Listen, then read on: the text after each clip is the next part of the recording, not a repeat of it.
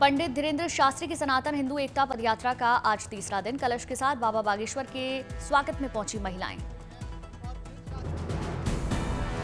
सनातन हिंदू एकता पदयात्रा में शामिल होने कावड़ के साथ पहुंचा युवक। यमुना की सफाई का लिया संकल्प। वृंदावन में यात्रा के समापन पर बांके बिहारी मंदिर में चढ़ाएगा जल।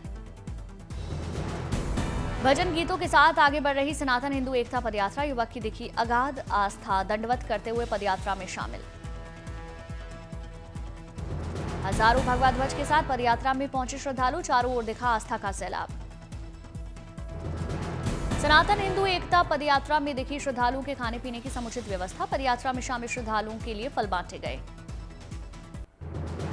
सनातन एकता यात्रा में बड़ी संख्या में उमड़ श्रद्धालुओं का हुजूम। कथावाचक रुद्राचार्य भी बाबा बागेश्वर के साथ में नजर आए। पंडित धीरेन्द्र कृष्ण शास्त्री ने पदयात्रा में शामिल लोगों को शपथ दिलाई। जीवन भर सनातन धर्म से जुड़े रहने का प्रण लिया। सनातन एकता यात्रा में गांव और शहर को भेदभाव और छुआछूत से मुक्त कराने का लिया संकल्प। गाय, गंगा, गीता, गौरी, गायत्री, गोपाल की गरिमा की रक्षा की कही बात। 10 दिनों की इस पदयात्रा में दिल्ली से वृंदावन तक करीब 170 किलोमीटर का सफर तय किया जाएगा। 16 नवंबर को बांके बिहारी मंदिर पहुंचकर इस यात्रा का समापन होगा।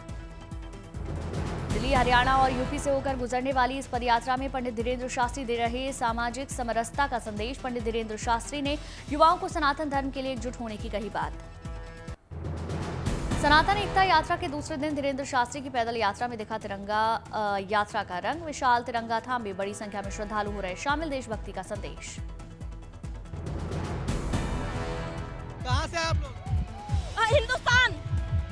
कहां से आए? हिंदुस्तान।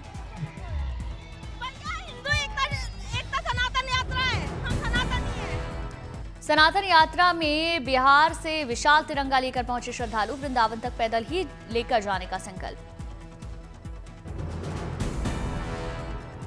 हम लोग ये बिहार से लेके आए हैं। बिहार से जी नहीं, ये तिरंगा भी बिहार से ही आया हुआ है। लेकर जाओगे वृंदावन तक? वृंदावन तक दिल्ली से आ रहा है, वैसे जाएगा वृंदावन तक। कितने साथी हैं आप? हम लोग कम से कम 6-7 लोग हैं। सनातन यात्रा में भगवा झंडों से पटा पूरा रास्ता। धीरेन्द्र शास्त्री की पिछली ओरछा यात्रा में शामिल रहे बहुत से श्रद्धालु पहुंचे।